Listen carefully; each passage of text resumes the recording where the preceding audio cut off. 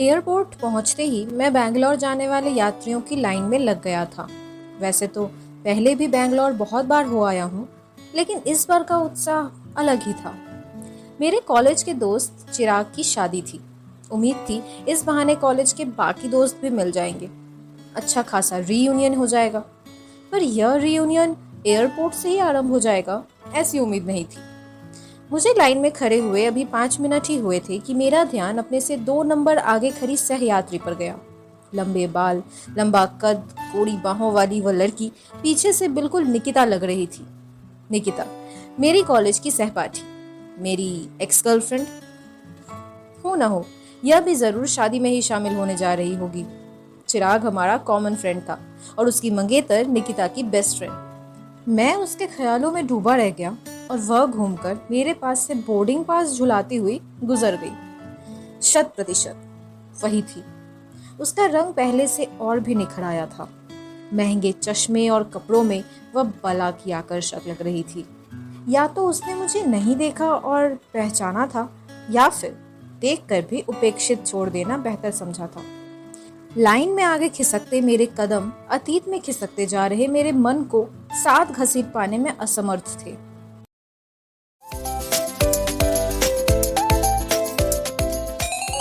आप सुन रहे हैं कहीं अनकहीं, सुकून भरी कहानियों की दुनिया, और मैं हूं आपकी हमसफर वर्षा। चलिए तो शुरू करते हैं आज का एक नया सफर।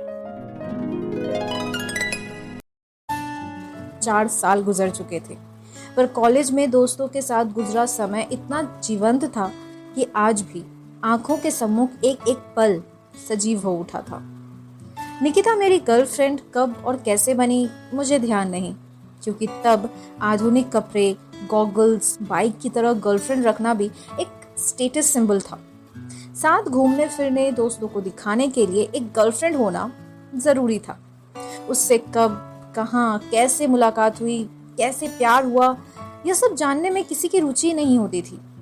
निकिता चूंकि मेरे दोस्त की गर्लफ्रेंड की दोस्त थी, इसीलिए जब चिराग और उसकी गर्लफ्रेंड साथ समय गुजारते तो हमें मजबूरन साथ होना पड़ता, और धीरे धीरे यही साथ हमें भाने लगा था। जैसे कि लड़कियां स्वभाव से ही बेहद संवेदनशील होती हैं, निकिता हमारे रिश्ते को लेकर गंभीर होती चली गई, जबकि मैं इसे मौज मस्ती का जरिया ही मानता रहा। ग्रेजुएशन खत्म हुआ, सबका प्लेसमेंट हो गया, और देखते ही देखते फेयरवेल का वक्त भी आ गया। एक प्ले में वह पारो और मैं देवदास का रोल कर रहा था। रिहर्सल में हमारा अधिकांश समय साथ गुजरता था। ऐसे ही विश्रांति के कुछ क्षणों में निकिता थोड़ी भावुक हो उठी। हम लोगों के बिछड़ने का काउंटडाउन शुरू हो गया। फेयरवेल के बाद सब अलग अलग हो जाएंगे, तुम कहीं, मैं कहीं। मैं उनीदा सा बोला, वैसे भविष्य को लेकर तुम्हारी क्या योजनाएं हैं? हाँ, एक बार तो जॉब ही ज्वाइन करूँगा, थोड़ा एक्सपीरियंस हो जाए तो फिर एमएस या एमबीए ट्राई करूँगा। हो सकता है विदेश भी चला जाऊँ, ऊंची डिग्री लेकर ऊंचे पैकेज वाली नौकरी ज्वाइन करूँ, बेटर है। फिर फिर फिर थोड़ा बैंक बैलेंस बनाऊंगा, गाड़ी बंगला खरीदूंगा, यूरोप घूमने का भी बहुत मन है, शायद वहीं चला जाऊं। निकिता अब तक रुआंसी हो उठी थी। तुम्हारे भविष्य की योजनाओं में मैं कहीं भी नहीं हूँ। उसका इशारा समझ मैं संभल कर बैठ गया था। हो ना, मैं बस शादी की बात पर ही आने वाला था, इतनी देरी से। क्या भविष्य की इन सब योजनाओं में मैं तुम्हारे साथ नहीं हो सकती? मैं चुप हो गया था, फिर थोड़ा साहस जुटाकर बोला, आजकल सब देरी से ही करते हैं, वही तो पूछ रही हूँ, क्यों? क्या पत्नी का बोझ पहले से ज्यादा हो गया है? नहीं, बल्कि वह तो आर्थिक रूप से और भी आत्मनिर्भर होकर पति का बोझ बढ़ाने लगी है। अच्छा, कहीं तुम्हें ऐसा तो नहीं लगता कि शादी करके तुम डिस्ट्रैक्ट हो जाओगे, अपने लक्ष्य पर फोकस नहीं कर पाओगे?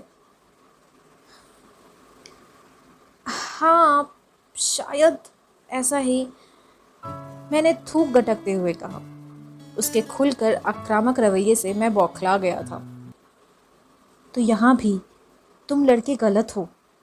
आधुनिक पढ़ी लिखी हमसफर तुम्हें आगे बढ़ने के लिए और प्रेरित ही करेगी, तुम्हारी मदद करेगी, ना कि तुम्हारे मार्ग में रुकावटें खड़ी करेंगी। एक अच्छे करियर की महत्ता उससे अच्छा और कौन समझ सकता है। उसे अपने लक्ष्य पर टिके रहने का भरोसा है। फिर तुम लड़कों का आत्मविश्वास क्यों डगमगा जाता है? आज की कामकाजी युवती 2 मोर्चे संभालने का बलबूता रखती हैं। उनके भरोसे तुम और भी निश्चिंत होकर अपना करियर बना सकते हो। मुझे निरुत्तर देख वह आक्रामक रवैया छोड़ समझाइश पर उतर आई।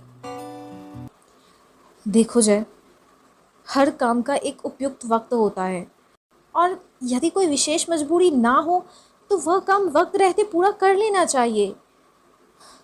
हमारे हमारे पेरेंट्स की भी कुछ जिम्मेदारियां होती है, कुछ अरमान होते हैं, और हमें कोई अधिकार नहीं बनता कि हम बेवजह उनके अरमानों का गला घोटें। लेकिन इन सब के लिए शादी ही क्यों? हम लिव इन में रहकर भी तो ये सब कर सकते हैं। एक दूसरे के प्रेरक, मददगार बने रह सकते हैं।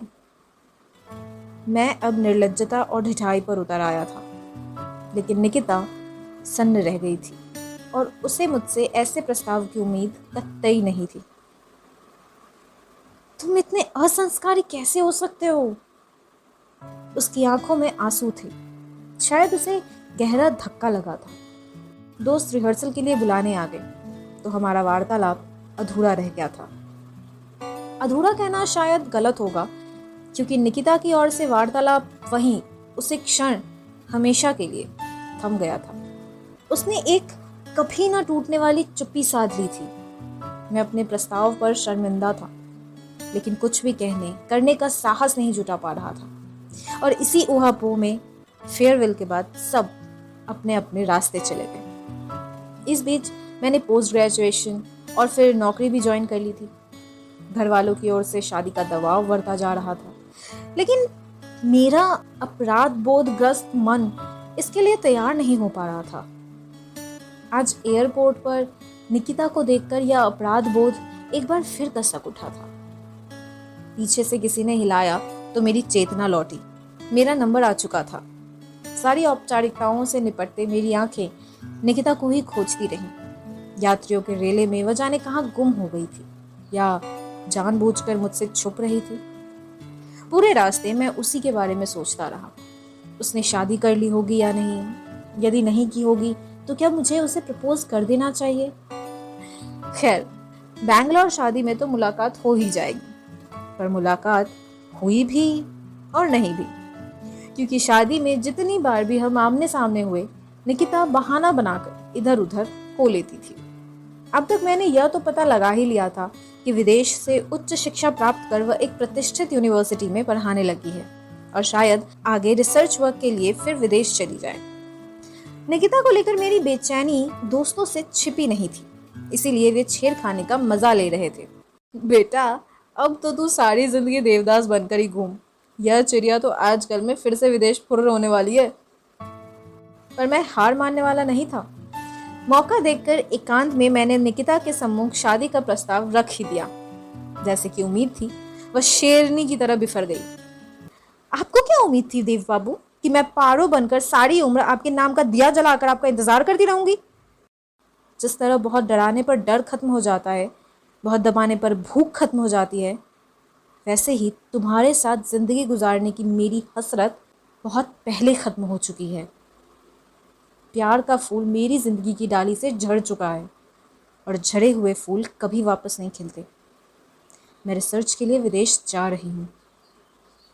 मैं उसे उसी के शब्द कि हमारी शादी उसके करियर में बाधक नहीं वरन साधक ही सिद्ध होगी कहकर रोक लेना चाहता था, पर नहीं कर सका। अगले दिन रवानगी के वक्त निकिता नजर नहीं आई तो मैंने उसकी सहेलियों से पूछा, अरे तुम्हें पता नहीं, वह तो रात की फ्लाइट से ही निकल गई। उसके पापा को जबरदस्त दिल का दौरा पड़ा था। दिल्ली एयरपोर्ट पर उतरने तक मैं एक महत्वपूर्ण निर्णय ले चुका था। डाली से झड़ चुका फूल तो दोबारा नहीं खिल सकता, पर यदि जल रूपी इच्छा शक्ति मजबूत हो तो नए फूल तो खिलाए जा सकते हैं। मैंने एयरपोर्ट से ही मम्मी को अपने लौट आने की सूचना दे दी और साथ ही यह भी बता दिया कि एक अति आवश्यक कार्यवश मैं अभी 4-5 दिन घर नहीं आ पाऊंगा। बिना किसी पूर्व सूचना के मैं हॉस्पिटल पहुंच गया और सारी जिम्मेदारियां ऐसे संभाल ली मानो यह सब करना मेरा हक है। शोकाकुल निकिता और उसकी माँ कुछ भी बोलने समझने की स्थिति में नहीं थे। दोनों बस कठपुतली की तरह डॉक्टर के निर्देशों का पालन मात्र कर रही थी। मैं नहीं जानता निकिता ने अपनी माँ को मेरा क्या परिचय दिया, पर वे भी अधिकार भाव से बेटा मानकर मेरी सेवाएं लेने लगी थी। मैं निस्संदेह इससे प्रसन्न ही था। तीसरे दिन तक अंकल की तबीयत काफी संभल चुकी थी। उन्हें कॉटेज में शिफ्ट कर दिया गया। निकिता ने मुझे जबरन घर भेज दिया। चिंतित मम्मी पापा को मैंने सब बात बता दी। उन्होंने मुझे हौसला बढ़ाया। मैं शाम तक तरोताजा होकर फिर से हॉस्पिटल पहुंच गया। 3 सदस्यों का पूरा परिवार किसी गहन विचार विमर्श में उलझा हुआ था। निकिता ने उन्हें शायद मेरे बारे में सब कुछ बता दिया था, क्योंकि दोनों की नजरों में मेरे लिए सम्मान और कृतज्ञता के भाव थे। बेटा, अब तुम ही इसे मना सकते हो। अगले सप्ताह इसे रिसर्च के लिए विदेश रवाना होना है। इसका इतना बड़ा सपना साकार होने जा रहा है और ये है जाने से मना कर रही है। मैं अब बिल्कुल ठीक हूँ।